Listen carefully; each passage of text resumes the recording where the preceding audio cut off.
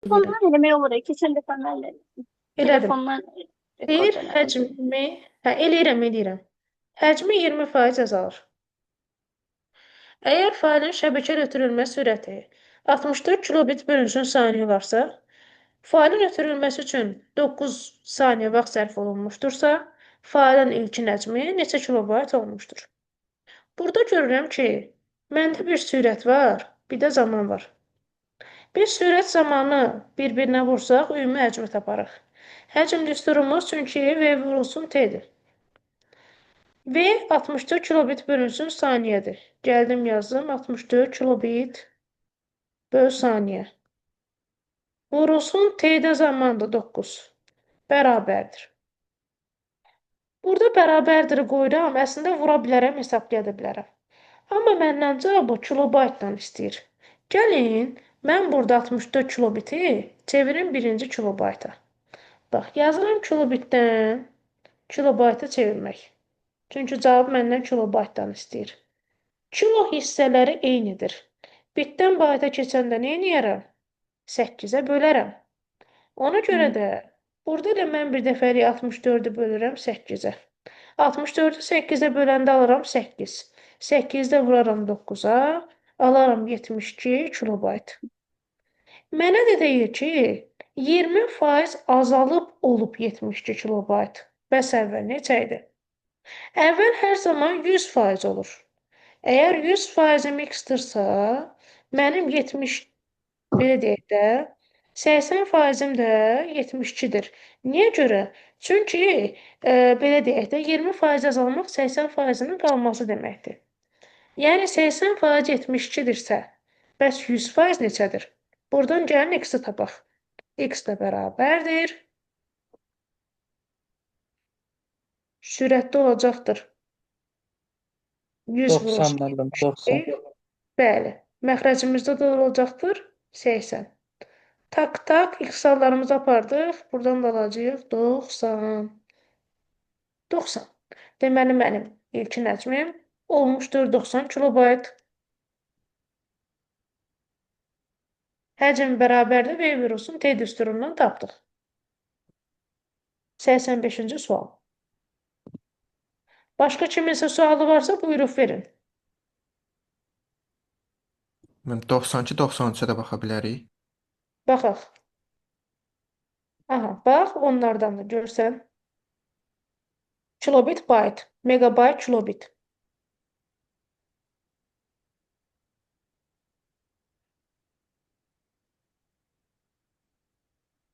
Bax. Birinci 92-ci sualda sağ hissədə bayt var, sol hissədə kilobit var. Demək, sən həm kilodan bayta keçəcəksən, həm də bitdən bayta keçəcəksən. İkisini də eləyəcək. 10 olduğu kimi saxlayıram. 10 qaldı bir kənarda. Kilodan bayta keçəndə nə edirik biz? 200-ünü də ona vururuq. Çünki kilobaytdan bayta keçəndə 200-ünü də ona vurarlar. Bitdən də bayta keçəndə 2-nin kubuna, yəni 8-ə bölərlər. Çünki bitdən bayta keçəndə 8-ə bölürlər. İxsallarını apar, yerdə qaldı, 10 vurulsun 200-ündə 7. Bu da sənə verəcəkdir 128 vurulsun 10, yəni 1280. Bu oldu 92-ci sual. İndi baxaq 93-cü suala.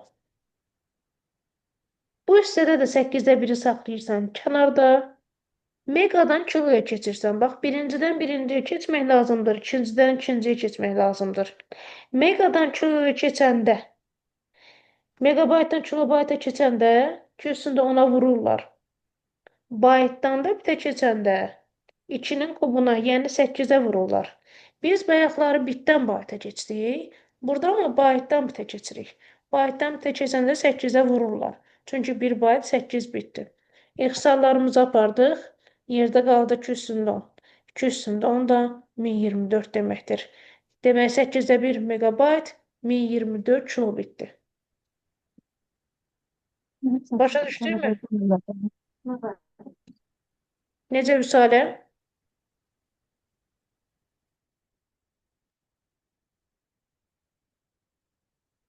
Sonra başqa sualımız varsa verin.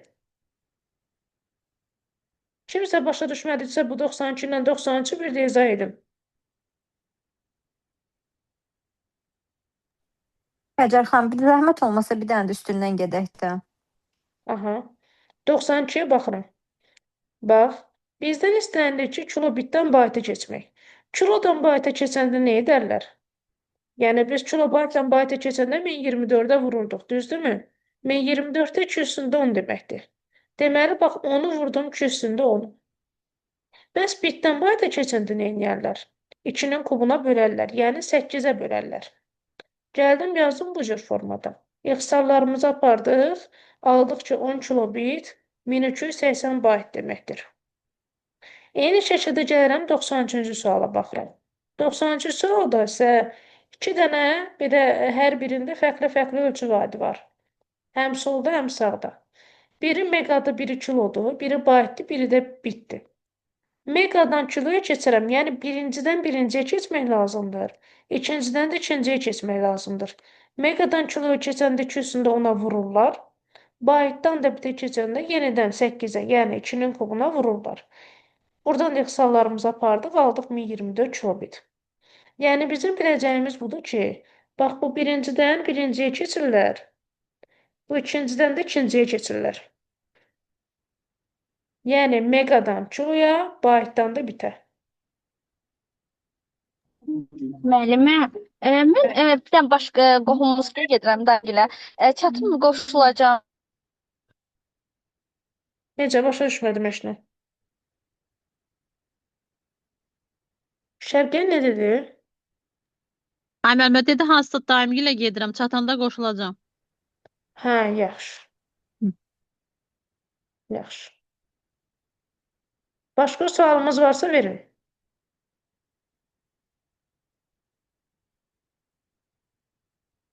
Yoxdur sual.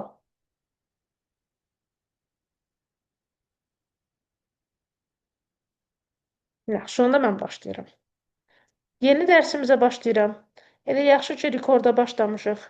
Yeni dərsimiz kompüterin qlobal şəbəkəsidir.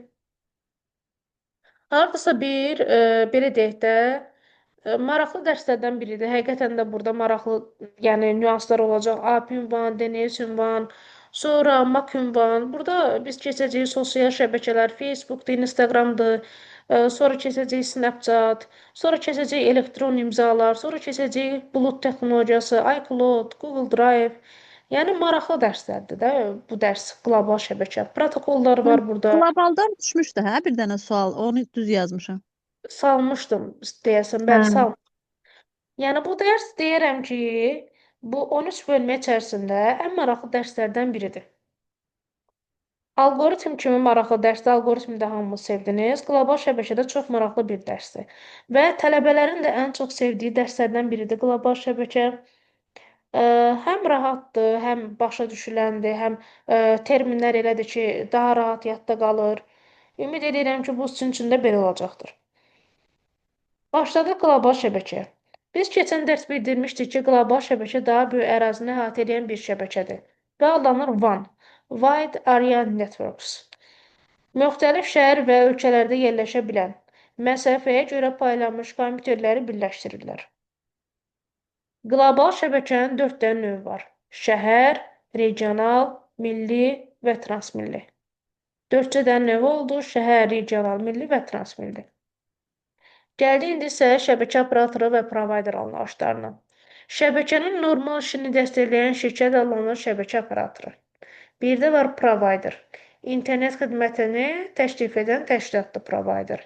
Biz hər ay provayderlara pul ödəyirik. Eləmiz var KTV ödəyirik, eləmiz var Bakı İnternet, Aztelekom, Citynet, Setnet. Bunlar hamısı provayderlardır. Yəni bir sözlə bizi interneti verən təşkilatlar adlanır provayderlar. Azərbaycanda əsas provayderlar var. Bunlar Delta Telekom, Azeritel, Aztelekom, Bakı İnternet, Intrans, Azerin, Azeronline, Connect, Ailə tipi, Super Online, SAS və s. Bunlar Azərbaycanda əsas provayderlardır. Provayder internet xidmətini təklif edən təşkilata deyilir. Gəldik modem. Modemin özünün tərifi var.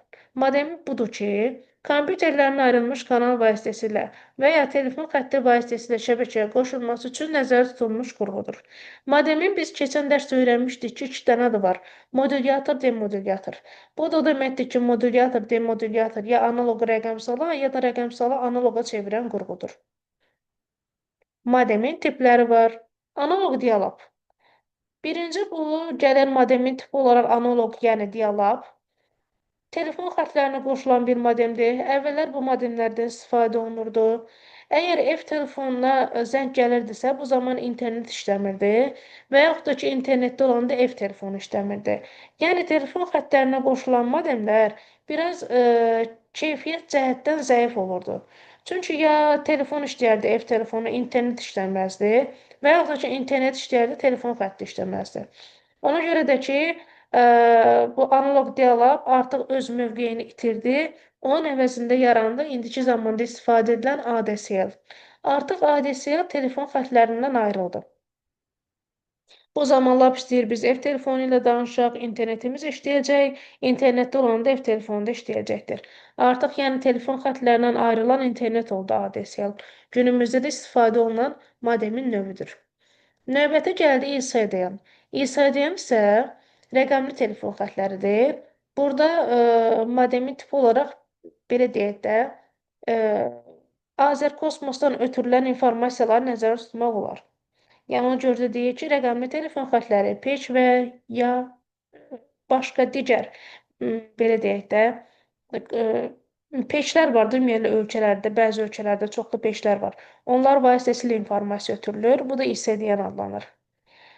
Modemin əsas xarakteristikası onun ötürmə sürətidir. Bəli, bu belədir. Modem informasiyanı daha yaxşı ötürsə, deməli o güclü modemdir. Ötürmə sürəti önəmlidir modemin. Ötürmə sürəti də megabitlə ölçülür və saniyədə impulsda bodda ölçülür. Biz sizdən ilk dərsimizdə BPS bərabərdə bod vurulsun bit düsturunu yazdırmışdıq. Demişdik ki, informatikada əsas istifadə olunan düsturlar, bütün informatikanı əhatə edən düsturlar. Onlardan da biri modemin buraxılış qabiliyyəti, yəni BPS idi. BPS də bərabərdir bod vurulsun bitə. Bunlardan bizə məsələlər düşür. Nə tipdə məsələlər düşür? Baxın, belə. Deyək ki, əgər modemin sürəti 1200 bod olarsa, analoq siqnalları isə 6 bitlik informasiya malik olarsa, onda modemin buraxma qabiliyyətini tapın. Dedik ki, BPS bod vurulsun bitə bərabərdir. Əgər mən burada BPS-i tapsam, bodu vuracam bitə. 1200-ü vuracam 6-ya, alacam 7200. Növbəti gəldi belə bir sual. Deyək ki, 57600 bit bölünsün saniyə sürətlə işləyən modem 3600 baytlıq informasiyanı nə qədər vaxt itirə bilər? Birini baytdan veribdir, birini bitdən veribdir. Əgər 1 saniyə 57600 bit informasiya ötürə bilirsə, bəs neçə saniyə 3600 vurulsun 8 bit informasiya ötürülə bilər? Buradan ikisi tapanda alırıq 0,5 saniyə. Bura qədər kimisə başa düşmədiyi bir hissə varsa, buyurub desin. Yəni, bu məsələ ilə bağlı, bundan əvvəlki ilə, modemlərlə bağlı, providerlə bağlı, mən belə dedim, getdim. Amma əsas sizsiz, nəyəsə başa düşmədinizsə, buyurun deyin.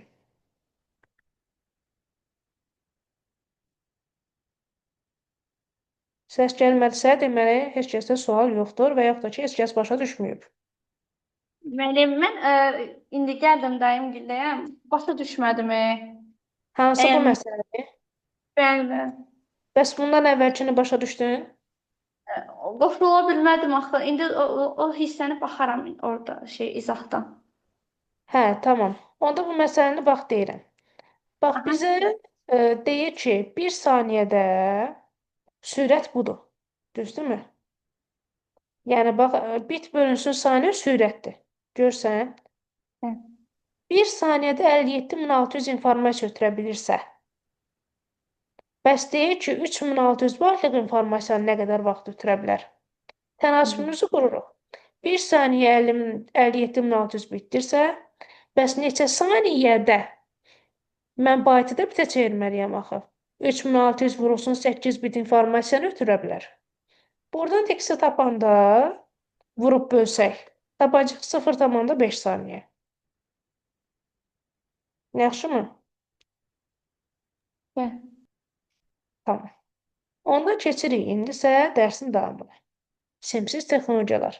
Simsiz texnologiyalara aiddir WAP, GPS, Wi-Fi, WiMAX, EDC, generationlar 2G, 3G, 4G, 5G, IRDA və Bluetooth. Simsiz texnologiya budur ki, şunursuz texnologiya. Baxın, biz Bluetooth-dan istifadə edirik. Bluetooth-un şunuru var? Yox. Bluetooth görürsünüz ki, siqnallar vasitəsilə işləyir. Yəni belə deyək də, telefonlar bir-birinin yanında olanda əlaqə qura bilir.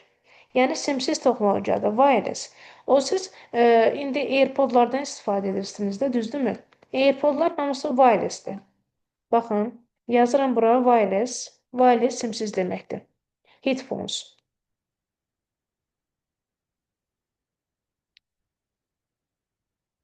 Bax, bu naşniklər. Bu AirPodlar hamısı simsizdirlər. Ona görə də bunlara wireless deyilir. Yəni wireless headphoneslar, yəni şunursuz naşniklər. Baxın, bunlar amma şunurludur. Amma bunlar necə şunursuzdur? Simsiz qulaqçıqlar Həcər xanım. Bəli, simsiz qulaqçıqlar. Unutmuşam deyəsən. Qulaqçıq sözünü unutmuşam necəsə. Gəldik. İndi digərlərinə. İRDA texnologiyası. İRDA texnologiyası smart homelarda istifadə olunur. Yəni ağıllı evlərdə istifadə olunur. Gəlin biz buna baxaq. Ağıllı evlər dediyim nədir? Ağıllı evlər dediyim budur ki, orada artıq bütün təchizatlar ağıllı şəkildə quraşdırılıb. Tutaq ki, biz evdən çıxanda birdən yadımıza düşür ki, qazın altını söndürməmişik, işığı söndürməmişik. Biz artıq uzaqdan idarə etmə vasitəsilə biz evimizi idarə edə bilərik. Baxın belə. Mən tutaq ki, evdən çıxmışam. Evimin birdən yadıma düşür ki, qazını söndürməmişəm, işığını söndürməmişəm, suyunu söndürməmişəm. Uzaqda, mən uzaq bir ərazidən artıq öz evimi idarə edə bilirəm. Smart home vasitəsilə. Burada IRDA texnologiyasıdır. IRDA texnologiyası vasitəsilə idarə olunur evimiz. Növbəti gəldin bu nəsillər 2G, 3G, 4G, 5G bizim internetlərimizdir bunlar. Ən yaxşısı 5G-dir. Növbəti EDC. EDC biraz zəif olanda tutan bir belə deyək, simsiz texnologiyadır. Megabayt istifadə olunur, megabayt götürəndə istifadə olunur. Gəldik Wi-Fi, WiMAX. WiMAX Wi-Fi-ın belə deyək, daha böyük versiyasıdır. WiMAX daha böyük ərazini əhatə eləyirsə, Wi-Fi isə daha kiçik ərazini əhatə eləyir. GPS. GPS belə deyək, radio servislərdə istifadə olunur. Sadəcə adını bilməyimiz kifayətdir. WAP-dakı application protokoludur. Bu da protokollara aiddir. Biz birazdan indi protokol keçəcəyik. Hansı əsas baza protokolları var və digər protokollar var. İndi baxaq internetə. İnternet 1969-cu ildə yaranıbdır. Amerikada yaranıbdır və ARPA Elmi Tədqiqatlar Agentliyi tərəfindən maliyyələşdirilmişdir. Bu layihənin də adı olmuşdur ARPANET. Yəni ARPA Network. Network da burada şəbəkədir. Gəldi indi isə internetin tərifinə. İnternet dünyanın bütün şəbəkələrini birləşdirən qlobal şəbəkədir. Həmçində şəbəkələr şəbəkəsidir. Protokol anlayışı var idi. Protokol şəbəkədə komitələrin bir-birilə ünsiyyət dilidir. Gərək protokollarımıza baxaq. 2 dənə əsas baza protokolları var. Bunlar TCP protokolu və API protokollarıdır. Əsas baza protokollarıdır. TCP post şirkətidir, API poçtalyondur, loru dildə. Loru dildə biz buna post şirkəti poçtalyon deyirik. Normalda bunlar nə post şirkəti, nə də poçtalyon deyirlər. Sadəcə loru dildə belə deyirik ki, mənasını başa düşək. TCP şəbəkədə baş verən bütün prosesə nəzarəti həyata keçirir. Mən tutaq ki, götürüb Vüsaliyə məktub atıram. Məktub nədir? Şəkil atıram. Şəkil atanda o əgər gedir Vüsaliyə çatırsa, deməli şəbəkədə bir problem yoxdur. Əgər gedir Vüsaliyə çatmırsa, deməli şəbəkədə bir problem var. Bunların hamısını nəzarət edən TCP-dir. Amma API-nin vəzifəsi sadəcə budur ki, getsin məktubu aparsın. Başqa heç nəyə nəzarət eləmir. Məktubun çatıb-çatmasına heç bir nəzarəti yoxdur bunun. Bir dənə vəzifəsi budur ki, gedib çatdırsın. Doğru ünvana mı çatdırdı, yanlış ünvana mı çatdırdı, bunların heç birinə nəzarət eləmir. Onların hamısını nəzarət edən TCP-dir. TCP ona görə post şirkətidir ki, post şirkəti hər şeylə maraqlanır. Poçtalyonun harda olması ilə, məktubun harada olması ilə, məktubun doğru ünvana çatması ilə, məktubun doğru ünvanda olması ilə, bunların hər biri ilə maraqlanan post şirkətidir, yəni TCP-dir.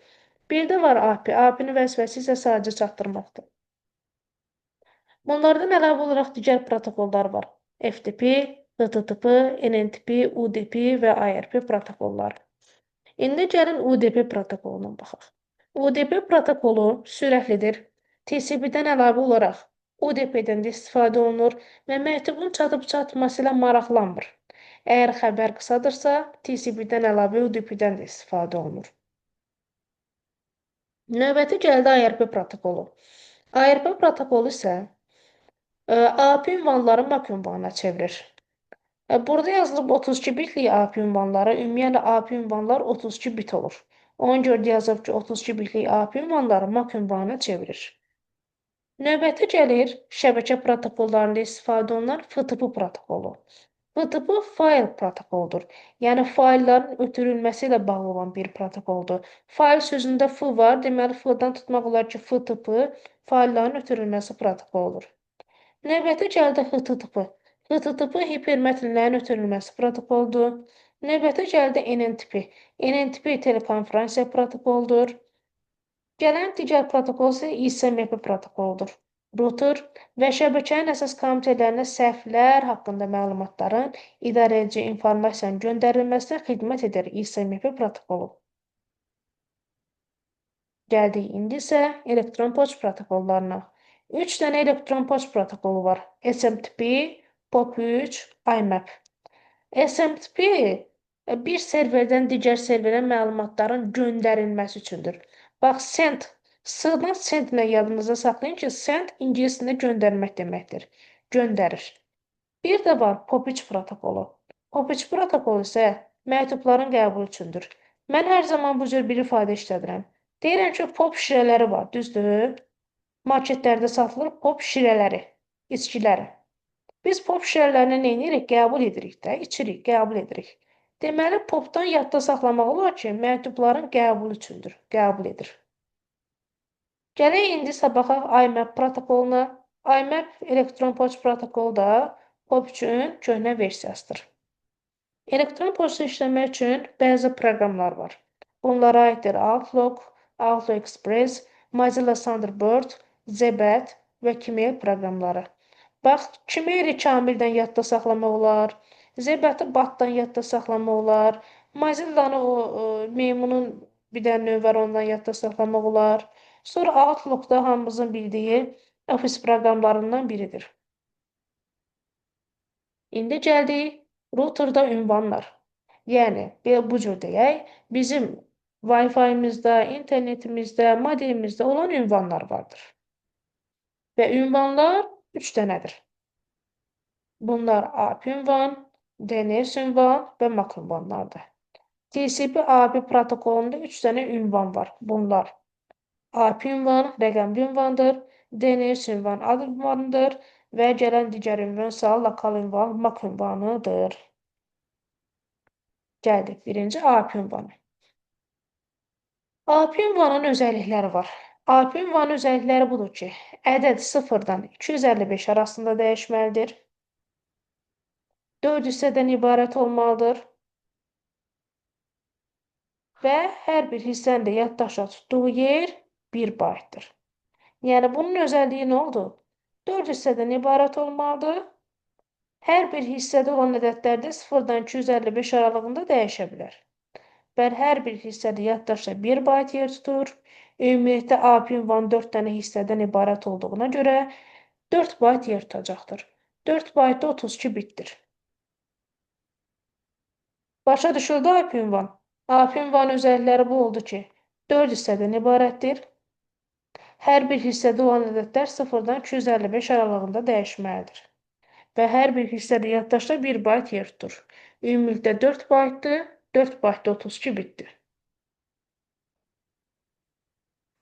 Lokal şəbəkədə IP ünvanları şəbəkə administratoru tərəfindən, qlobal şəbəkədə isə provayderlar tərəfindən təyin olunur. Bəli. Ümumən bizim internetimizin IP ünvanını verən deməli provayderdir. Baxın, mən öz indi Wi-Fi-min ayarlarına daxil oluram.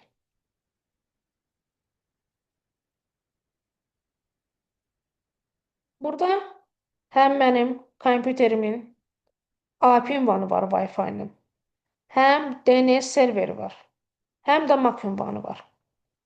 Bunlar hər biri bizim telefonlarımızda da var.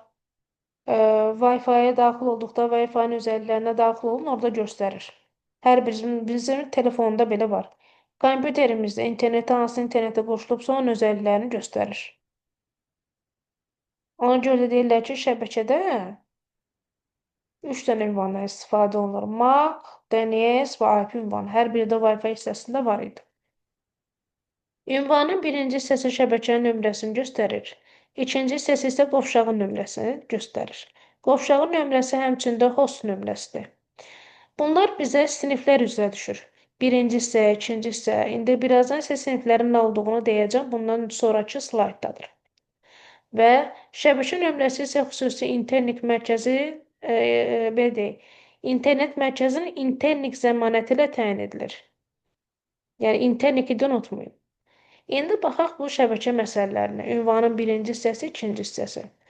Ümumən, ünvanın hissəsini bilmək üçün sinifləri bilmək lazımdır. Bunlar da siniflərdir. IP ünvanının sinifləridir. IP ünvanının sinifləri birinci ədədinə görə müəyyənləşdirilir. Yəni, birinci ədədə əsasən biz sinifi müəyyənləşdiririk.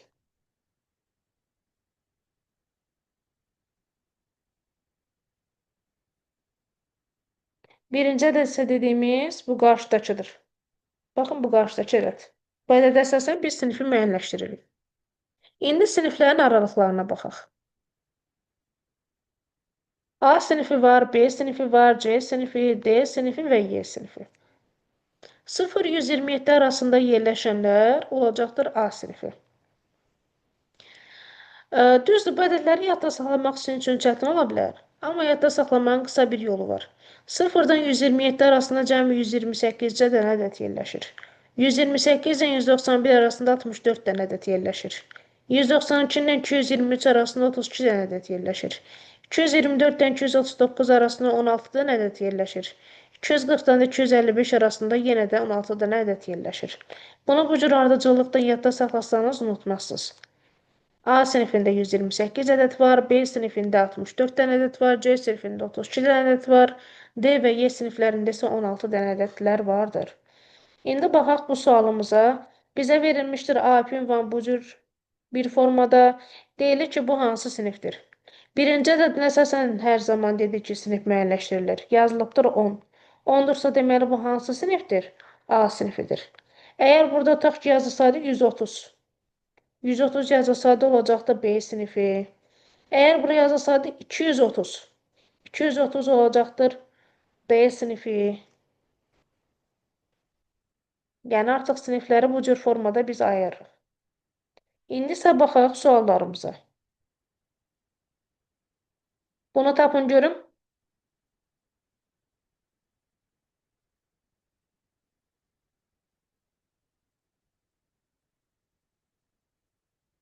B variantıdır. B'dir, B'dir müəllim. Bəli, bəli, B variantıdır. B. Bəli, bəli, B variantıdır. A variantı nə səhvdir?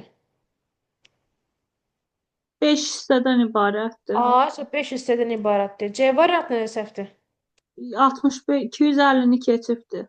A 255-i keçiddir. D variantı nə səhvdir? D variantında da 5 hissədən ibarətdir. A isə Y variantı nə səhvdir? A var, hərf işarəsi var. A isə doğrudur, halaldır. İndi baxırıq bu suala. Hə, bu sual da qəşəng sualdır. Görün kim yəni bunu tapa bilər. Qəbula da çox düşən sual tipidir. Puzzle-dır. Siz sadəcə puzzle quracaqsınız. Görəcəksiniz aslında doğru A ünvanı alınır. Bir variantları gərək yoxlayasınız.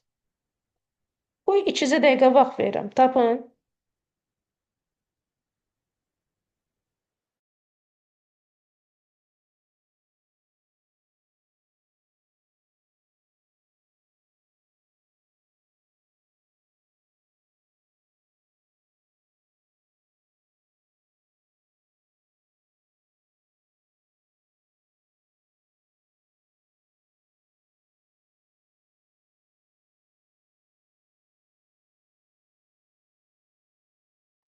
B variantı məncə daha uyğundur.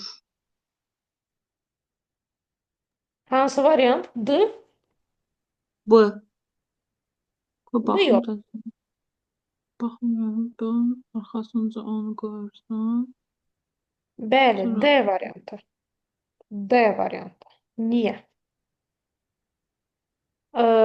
Demək, gəl birinci A variantını yoxlayaq. A variantında 5.19 durur. Y-in sonra, bax birinci qız gəlmişdi, 5.19. Sonra Y gəlir, Y-in yerinə durur 0.43. Sonra gəlir Z. Z-in yerinə durur 21. Sizcə 4321 ola bilər? xeyr. Xeyr. Deməli A variantı yanlışdır. Yəni sanki puzzle-da puzzle qurursunuz verilənlər üzrə. Deməli A variantı yanlışdır. İndi D variantını yoxlayıram. Z-in yerinə durur 21. T-nin yerinə durur 5.19. Bax, olduğu kimi necədirsə yazıram. Sonra T-nin yerinə durur. Bax, Z-dən sonra X gəldi, də T qoyuram. 5.151. Sonra gəlir Y. Y.43. Все. Biz artıq qurmuş olduq. Bax, 4 dənə hissədən ibarətdir. Hər bir hissədə olan ədədlər də 0-dan 255 aralığındadır. Deməli, doğru A ünvandır. Olacaqdır cavab D variantı.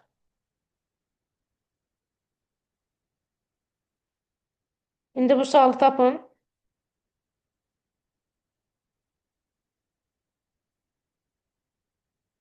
A sinifinə aiddir də. Bəli, A sinifinə aiddir. Cavabımız olacaqdır Y variantı. A sinifidir, doğrudur. İndi baxaq DNS ünvana. Domen adlar sisteminə. DNS ünvan ona görə yaradıldı ki, AP ünvanlarının rəqəmlərini yadda saxlamaq çətindir. Bu Google-un API-sidir. Google-un API-si belə verilibdir, amma bunu yadda saxlamaq çətindir. Ona görə də götürdülər, onu belə bir DNS adı olaraq meydana çıxartdılar. www.google.com. Amma normalda Google-un API-si budur. Bunlarla işləmək çətindir, yadda saxlamaq çətindir deyə yaratdılar Google-un belə DNS-ini. API ünvanları domen ünvanlarına çevirmək və tərsinə çevirmək DNS serverlərdə aparılır. Yəni, mən həm API-ni DNS-ə, həmçində DNS-i API-yə çevirə bilərəm. Harda? DNS serverlərdə. İndi baxın belə bir domen adları. Com, kommersiyadır. Edu, education, yəni təhsildir. Mil, milyarddir, hərbi müəssisədir. Gov, government, dövlət təşkilatıdır. Net, networkdir, şəbəkədir. International, beynəlxalq. Organization da qeyri-kommersiya təşkilatıdır. Networkə həmçinin providerlar da deyilir. Bax, bunlar oldu bizim müəyyən sahəyə aid olan domenlər. Bir də var coğrafi sahə üzrə olan domenlər. Az Azərbaycandır, Türkiyədir, D Almaniya, Rusiya, C İsveçrə, UK Ukrayna, Fransa, yox, UK Böyük Britaniyadır. UK Böyük Britaniyadır. Elə mən deyəcəkdim ki, bunu qarışdırmayın Ukraynadan. Özümün ağzından Ukrayna çıxdı. Baxın. United Kingdom'dur da. Bəli, bəli. Böyük Britaniya da United Kingdom'dur. United Kingdom. Ona görə də UK deyirlər. Sonra Fransa, UA Ukraynadır. Bax, UA Ukraynadır. UK Böyük Britaniyadır. C Kanada, bir də var C-ni. C-ni ilə səhv salmayın ha. C-ni Çindir, C-i İsveçrədir. C-ni Çindir, C-i İsveçrədir. İndi bu domenlərə baxaq.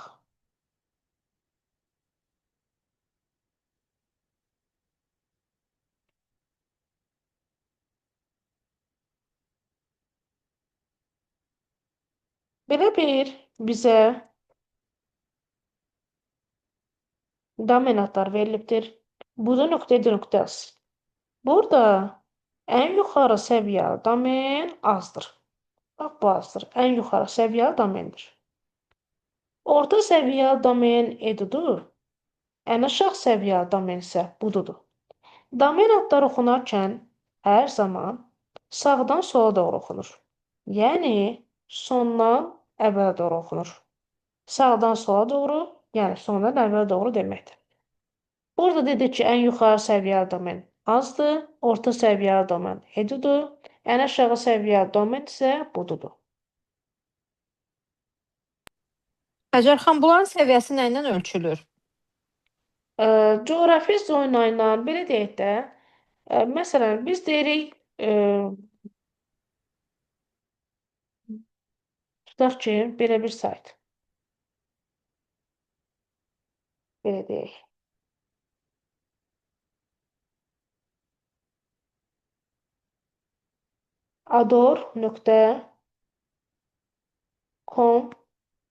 ador.com.az düzdür?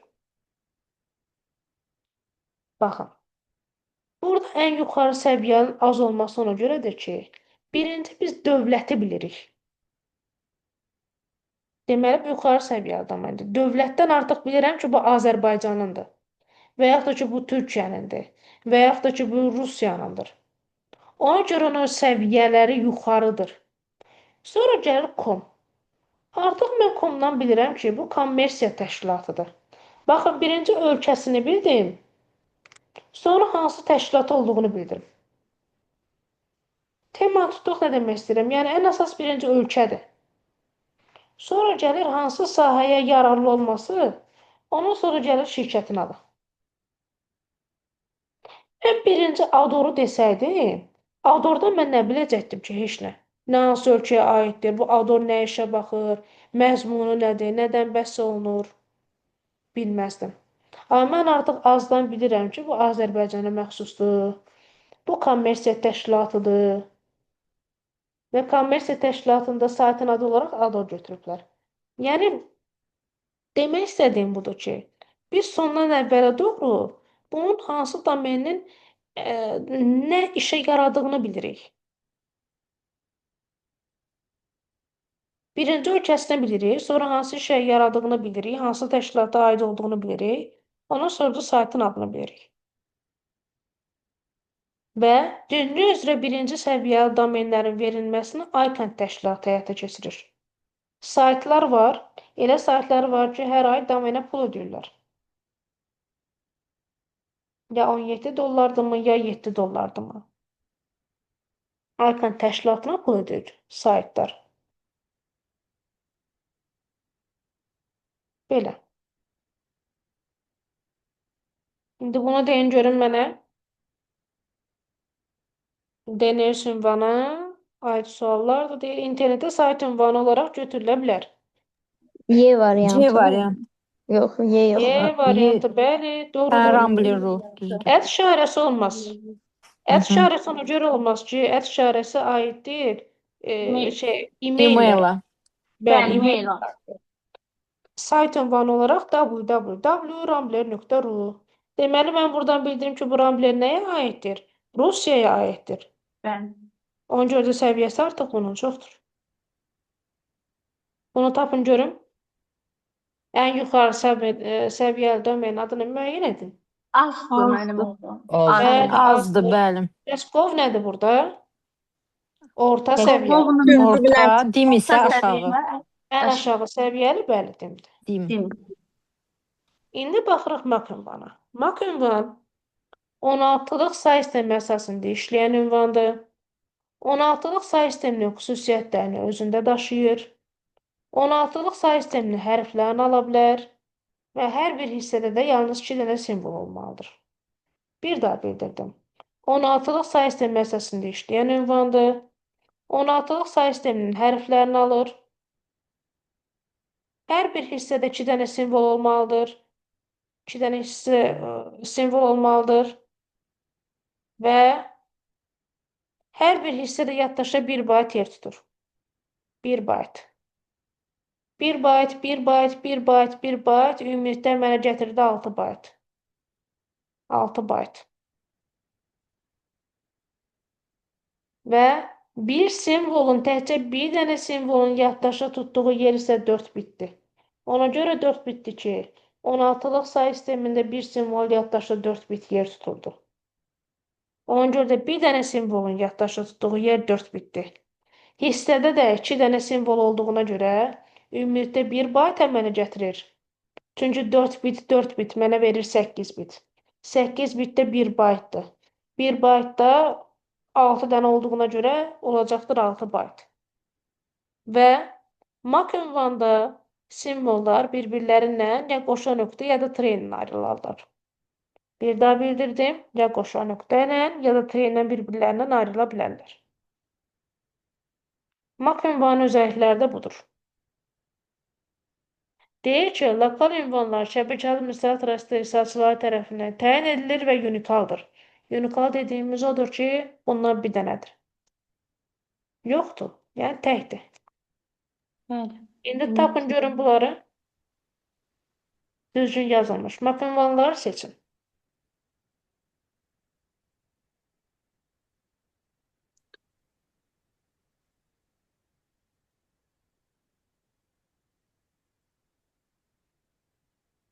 Həcər müəllimə, burada məsəl üçün birincidə görürsüz AF yazılıb da orada. İki dənə var. hərf yanaşı gələ bilər də, Bəli, yəni. ola bilər, bəli. 16-lıq sayı sisteminin hərfləridir. 16-lıq sayı sisteminin hərfləri A, B, C, D, Y və F-dir. Onda Birincidə Müəllim nə 3 səhvdir? deyil, 4 deyil. Birincidə L səhvdir. Birincidə L səhvdir, olmaz. İkinci doğrudur. Üçüncüdə 7 dənə simvol var. 7 var. 1, 2, 3, 4, 5, 7 dənə daha doğrusu hissə var. 4 də səhv. 4 səhvdir. B11 var. C hərfi də var. 2 dənə B11. belə deyək də 3 dənə simvol da yanaşı yazdıq. Da olmaz. 5, 6 düzdür. 7 dənə 7-də C hərfi olmaz. Həm M də çox. hərfi olmaz. 3 dənə simvol var. Tamam. Bəraber olaraq 7 dənə istədiyin ibarətdir. 7-dir. Hə. Burada cavabımız olacaqdır 2, 5, 6. C variantı. İndi isə baxırıq buna. Qəbula düşən sualdır. Bu da bayaqki tip suallar da qəbula düşür. Bu da qəbula düşən sualdır. Bizə deyir ki, 16-lıq sayı sistemində mak ünvanı verilmişdir. İkili sayı sistemi bunun nədir? Biz bunların hər birini keçirəcəyik simvol olaraq ikili sayı sisteminə. 16-lıqdan ikiliyə keçməyin qaydası 8, 4, 2, 1 qaydası idi. Yazıram 8, 4, 2, 1. Bunu da yazıram 8, 4, 2, 1. 2 bu ədədlərdən hansıların cəmidir? Yalnız 2-nin cəmidir. 0, 0, 1, 0. Növbəti A. A 10 deməkdir. 11 10'dur. Hə. 10'dur 10. A bu ədədlərdən 8, 4, 2, 1-dən hansıların cəmidir? 8-dən 2-nin 8 cəmi. ilə 2'nin. 8-dən 2-nin 11. Digərlərinə 0, bəli. Olacaqdır 0, 0, 1, 0, 1, 0, 1, 0. Gəlib baxıram, görürəm ki, 0, 0, 1, 0, 1, 0, 1, 0 haradadır? Baxın, bu 5-cidədir. Deməli, bu ədəd birinci nə ilə başlayacaqdır? 5 ilə. 5. B, C və Y variantlarında var. Növbəti gəlib indi ikincini yoxlayıram. D3. D-ni də ayrıca eləyəcəm, 3-ü də ayrıca eləyəcəm. D 8, 4, 2, 1. 3 də yazdım 8, 4, 2, 1. D 13 deməkdir, 13. Bu ədədlərdən hansıların cəmidir? 8, 4, 1. 8 4 1'in. 1. A, sol. 3 bu ədədlərdən hansıların cəmidir? 2 1'in. Buraya yazdım 0. 1, 1, 0, 1, 0, 0, 1, 1. Bir də bax ikincidədir. 1, 1, 0, 1, 0, 0, 1, 1. Deməli 5-dən sonra 2 gəldi. B ilə C variantları. Baxıram indi isə 2-dən sonra 6 gəlir. Deməli, İmtahanda Həcər müəllimə, burada C-də də 6 ilə başlayıb. O 2, 3-cü ədədi yoxlamaram da, keçərəm 4-cü Asa ədədə. 4-cü ədədi yoxlayarıq, bəli. 4-cü ədədi yoxlayıram 8 0. Yazıram 8 4 2 1 8 4 2 1. 8 bu ədədlərdən 1 0 0 0. 0 da bu ədədlərdən 0 0 0 0. Olacaqda 1 0 0 0. O da bax 1-dədir. 1-də. A, sağ ol. Deməli, nə gələcəkdir burada? D6. Daha doğrusu 1. C variantı. C variantı. C Aydın, Hə. bu belə. Bu da oldu bizim maraqlı sualımız. İndi isə gəldik internet xidmətlərinə. İnternet xidmətlərinə aiddir www, e-mail, Usenet, Telnet, FTP, ICQ, Jopper, chat messenger xidmətləri və internet ticarət xidmətləri. www hamımızın bildiyidir. Tərkibində mətin, cədvəl, şəkil, hipermətin, hər şey olan bir internet xidmətidir. Hörümçək toru deməkdir, World Wide Web'dir. Yəni www-nu məncə hamı bilir. Gəldik e-mail. E-mail elektron məktub xidmətidir, Usenet. Usenet telekonferansiya xidmətidir və NNTP-nin tərkibində işləyir. Telnet. Telnet emiliasiya xidmətidir. Uzaqdakı komitələrin müraciət xidmətidir. Onlayn dərslərdə istifadə olunan xidmət budur. Bax, mən hal-hazırda sizə link atmışam, siz də həmin dərslərə qoşulmusunuz. Deməli, bu telnet xidmətidir. Gəldik FTP.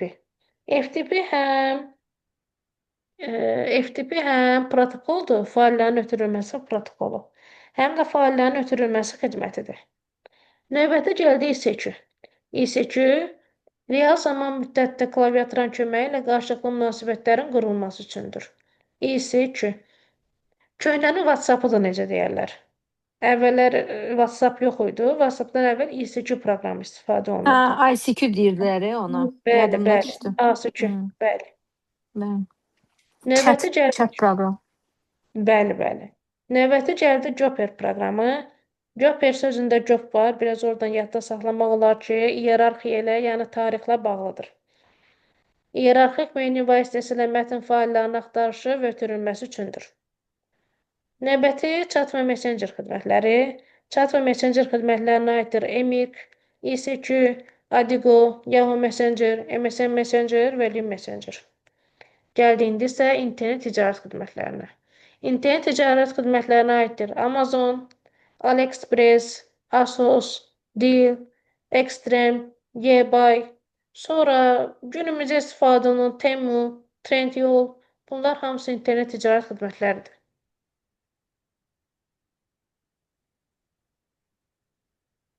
Bəli, Qələmzər, mənim üçün elədir.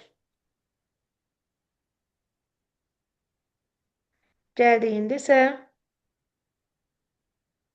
URL ünvanına. URL ünvanı bildiyimiz linklərdir. Biz bir-birimizə link atırıq. Mən sizə YouTube-dan dərs linki atıram. Bu hamısı adlanır URL ünvan. Bizim bildiyimiz link loru dildədir, link. Amma onun kitab dili URL-dir. URL. Burada bizə belə bir URL ünvan verilmişdir, yəni link verilmişdir. Gəlin indi biz burada anlayışlara baxaq. Burada HTTP protokoldur. www internet xidmətidir. Budu.edu.az-dakı serverin adıdır. Yəni biz bayaqlar domen adlar sistemi keçdik.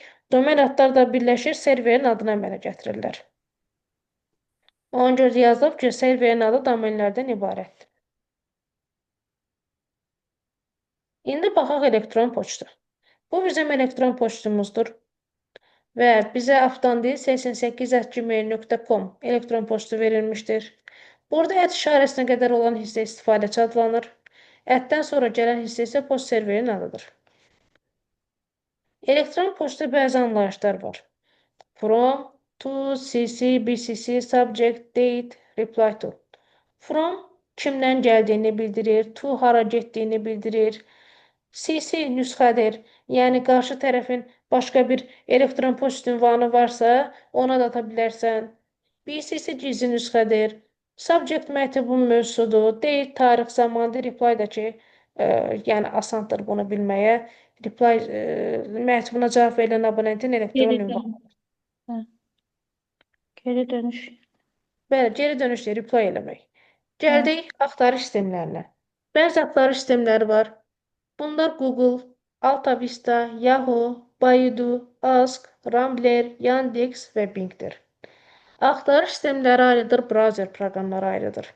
Bir var Google, bir də var Google Chrome. Google Chrome browser proqramıdır. Google isə axtarış sistemidir.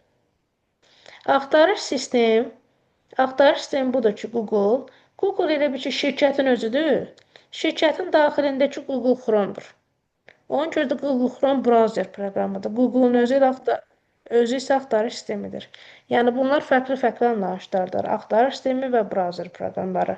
Axtarış sistemi bax bu şəkildə olanların hamısıdır. Bunların hamısını da əzbərə bilməlisiniz. İlk axtarış saytı isə olmuşdur Arşiv.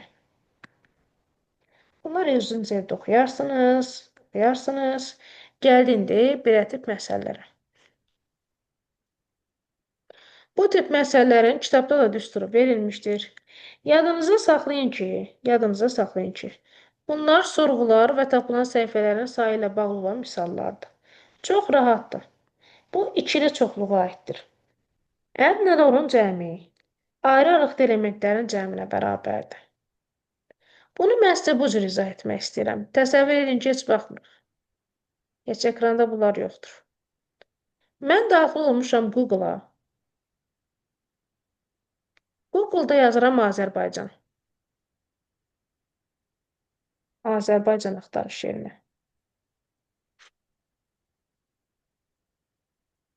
O zaman mənim üçün yalnız Azərbaycanla bağlı olan səhifələri çıxardacaq qarşıma.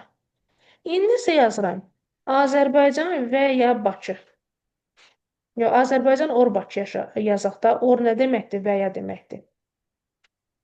Azərbaycan or Bakı. Bu zaman Azərbaycan və Bakı ilə bağlı olan bütün məlumatları çıxardacaq qarşımıza. İndi isə yazıram Azərbaycan and Bakı. Bu nə deməkdir? Azərbaycanla Bakının ortaq cəhətlərini çıxardacaq qarşımıza. Bir də var, yalnız yazıram Bakı. Yalnız Bakı ilə bağlı olan səhifələri çıxardacaq qarşımıza. Bu bizim bildiyimiz o and orlardır. And kəsişmələridir, or birləşmələridir.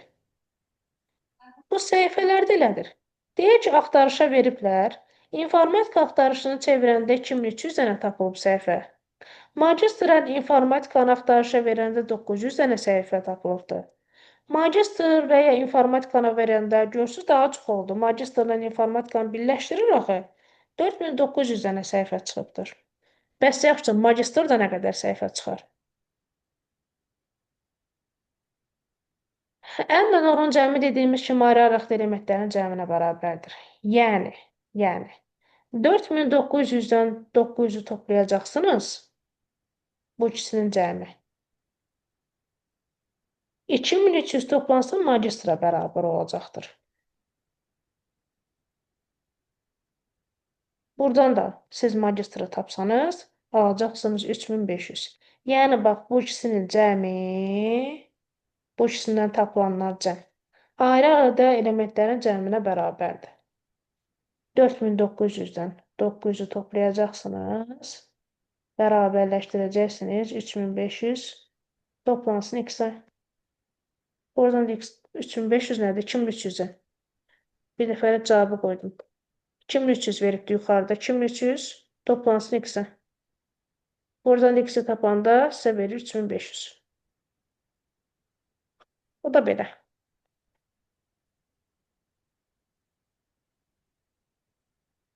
Bunları özünüz evdə oxuyarsınız. Bunu da özünüz evdə oxuyarsınız. Gəldim indi browser proqramlarına. Browser proqramları Mosaic, Google Chrome, Mozilla, Opera, Maxton, Safari, Amigo, Yandex Browser, bunlar hamısı browser proqramlarıdır. Gəldiğində isə sosial şəbəkə xidmətlərinə. Sosial şəbəkələr bir neçə hissələrdən ibarətdir.